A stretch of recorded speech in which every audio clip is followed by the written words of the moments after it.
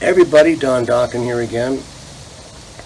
I am still hiding out up in the mountains at our manor house, and because everything's crazy down in LA and as well as other cities, and just working on a new record and reminiscing about how in the hell I got here after several decades. It's a long journey from going to Germany in 1979, not speaking a word of German, and Juan Cruci and I and going there and just seeing what's going to happen. It was wild times, like I told you in the last video. So the world's changed, I called it 2020 the apocalyptic year because it's really been a crazy year. So we're working on a new record. Every time I was working on those songs, it brought back a lot of memories of what I was doing, when I was in my early 20s, and I was just trying to be able to make $50 playing at a bar, and when we played the Whiskey and stuff like that, that was like a big deal. The place only holds 500 people, and I was talking to Eddie Van Halen in 1988 on Monsters of Rock, and me and Eddie were talking one night after the show. We were just hanging out in the hotel rooms, and I think we were sitting in the hallway or something, just sitting on the floor. And I said, man, what a wild journey, honey. Eddie, I go, you and I, played together in the Whiskey in 77, 78, and here we are playing stadiums, in 1988. I said, who would have known, right? And Eddie said, yeah, man, I never thought we'd get to this level, And I said, well, I'm grateful, and he was too. And we just talked about the Whiskey days and the Sunset Strip, and it was just weird that here we are on a stadium tour playing in front of 1 million people in a month. And it was just a long journey from that to that, But we had a long conversation about that, at like 3 o'clock in the morning. That was a wild night. I remember we come off, here you think, you play a concert and you do everything you want to do and you're exhausted. But we were all staying at the same hotel.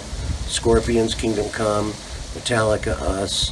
I don't think the Metallica guys came down to the bar, but I can't remember. There was a bar in the restaurant or the hotel, the Westin or something.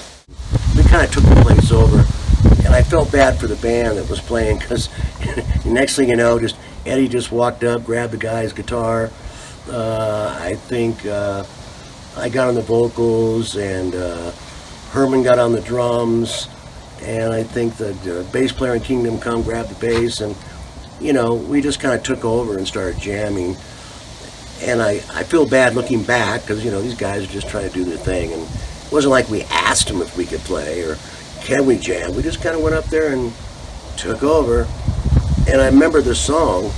It was the song Going Down, and I remember going, I'm not sure I know the words of this song, but I know the first verse. I mean, everybody goes, just say Going Down. So I'm just like, I'm going down, down, down, down, down. I'm going down, down, down, down. That was it. And then everybody just started jamming. It was a lot of fun, and it was a cool night. But and now here it is. You fast forward from 88 to 2020, and the world's changed. Nobody's touring right now.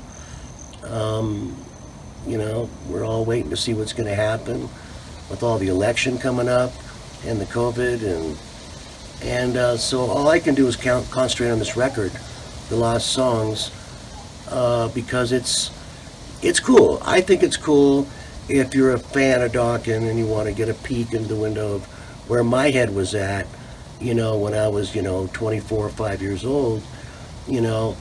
I was just writing songs, sneaking into studios in the middle of the night when you could record for free, and try to bang out a few songs here and there. And then Juan Cruci and I were in Germany. We did the same thing. We tried to sneak into studios in Hamburg and knock out a few demos because it was free. And those are the songs that disappeared, for 35, 40 years almost. And there was some people had copies of them on cassettes and stuff like that, and they sounded like crap. You know, you can find them on YouTube, but they sound horrible. But it was a miracle that I found the masters, you know, in a plastic tub, like I said before, and was able to salvage some of these songs. We actually had 6 or 7 more songs. Actually, one goes, yeah, I got this other song called Sheila, and I got this other song we did, and this song I did. And I said, nah, these are the best of the best. So it is the best of the early days of Dokken, and it's just a window. So I hope you enjoy that. And, you know, the weather's perfect. You can probably hear my aspen trees blowing in the wind in the background. And this is the view from my living room. So, yes, I do lead the dream life. And there's Cody, you know, my buddy. And this is the view I have looking out the living room. Take care. See you soon.